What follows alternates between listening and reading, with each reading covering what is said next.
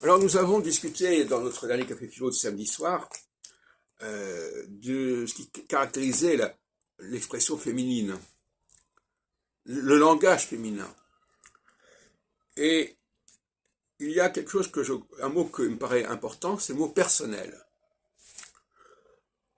Il y a une personnalisation dans les deux sens du terme.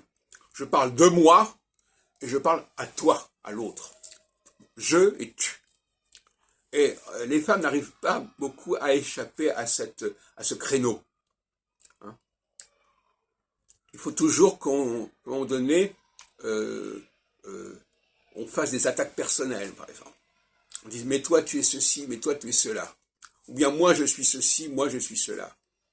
Et c'est un tic, ou un toc, qui me paraît assez déplaisant, mais enfin qui existe, et qui doit être neutralisé jusqu'à un certain point.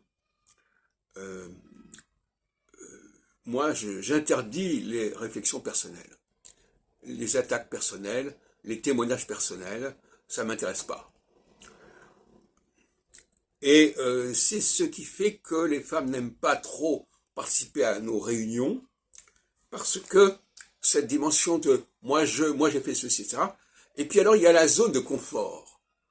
Parler de moi, de soi, c'est parler de ce qu'on a vécu soi-même, et on est seul à savoir ce qu'on a vécu. Donc les autres ne peuvent pas interférer. Donc la zone de confort, ça veut dire, voilà, je vais vous raconter ce que j'ai fait, ah ben vous ne pouvez pas me dire ce que j'ai pas fait ou ce que j'ai fait. Par contre, si vous parlez de choses qui ne sont pas personnelles, n'importe qui peut intervenir dans votre propos. Et là, vous êtes plus dans une zone de confort. Et s'en prendre à quelqu'un, alors, il y a des attaques qui sont assez méchantes, assez cruelles contre l'autre. Vous avez dit ceci, vous avez fait cela, etc. Les gens préfèrent parler de la personne, du sujet, plutôt que de s'intéresser à son propos. On va placer son propos par rapport à ce qu'on sait de la personne qui l'exprime.